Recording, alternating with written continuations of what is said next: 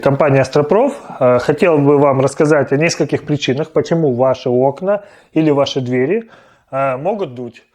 Дуть, пропускать воду, становиться стекла все влажными и мокрыми. Почему на стеклах выпадает конденсат, ну или образовывается конденсат?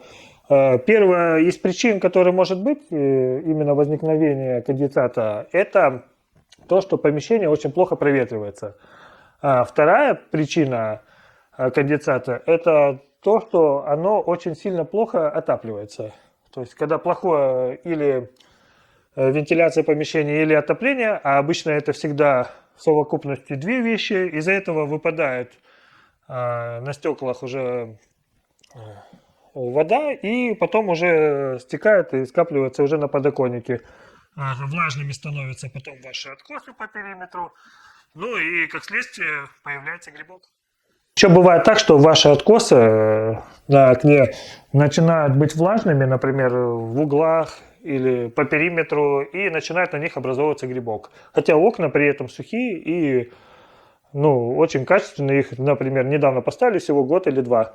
То есть, что это может быть? А может быть, что пена под воздействием солнца и дождя, она просто оттуда высыпалась. И у вас стоит окна уже снаружи, например, без пены. Снутри, например, у вас откосы, вы этого не видите, что там пены нет, а снаружи ее уже нет. То есть, влага попадает через швы, которые должны быть загерметизированы, и попадает вам уже влага. И так как гипсовый откос, он тянет влагу, уже влага с улицы у вас уже дома появляется.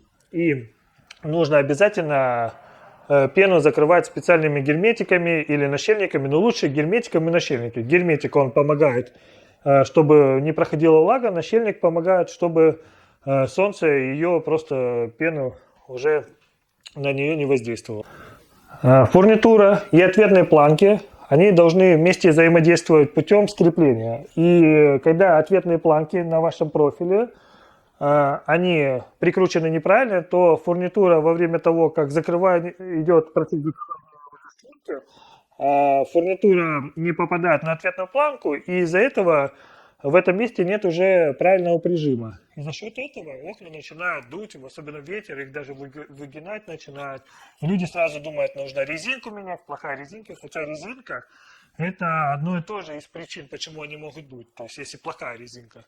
Мы, нашей компании, ставим уже резинку специальную трубчатую, как, например, в автомобилях. То есть трубчатая резинка всегда залог успеха, то, что именно через резину не будет проходить уже ветер и дождь. Еще одна из причин, которые могут повлиять на продуваемость окон, например, в стороне уже от ручки, то есть уже где у вас петли, это то, что там нет фурнитуры. Когда там нет фурнитуры, у вас невозможно тогда сделать вот такой процесс. То есть невозможно поставить окно на проветривание.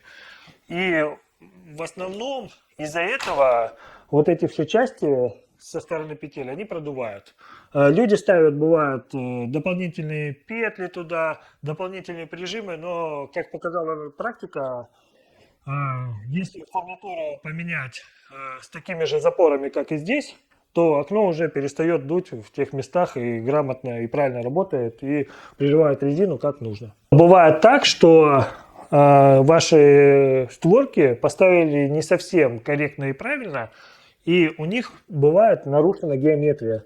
То есть, чтобы исправить эту геометрию, я вам сразу скажу, как исправить, а не почему она нарушена. Это по разным причинам может быть. Геометрию исправить только можно, распакетив эту створку. То есть, вы ее распакетиваете и уже подложками, специальными такими проставками, уже распираете сам стеклопакет внутри этого профиля.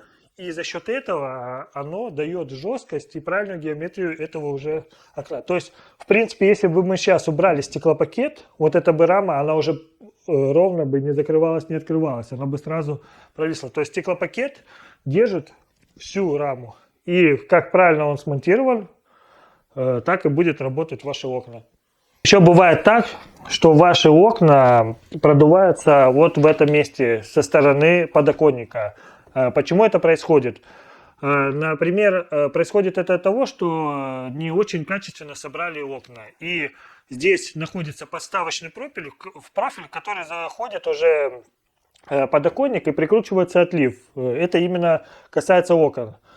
И этот подставочный профиль, у него нету или специального паза, или нет резинки, или нету клеевой основы, которая не дает пластик от пластика именно вот этого продувания. То есть если его тут не нанесли в заводе, то он все время будет продувать и все время будет доставлять вам дискомфорт. Еще одна причина, почему может, например, продувать окна и быть холодной зоной, вот низ окна, где именно подставочник, бывает очень часто монтажники окон экономят на пене.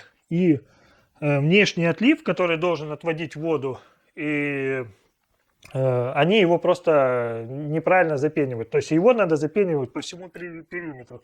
И когда вы выйдете, когда вы откроете окошечко и отлив приподнимете или постучите, вы должны понять, есть ли там пена по периметру или нет. Скорее всего, очень часто ее туда сколько нужно не добавляют за счет экономии. Особенно на объектах, где сдаются уже квартиры, новостройках и так далее. Там идет экономия на всем.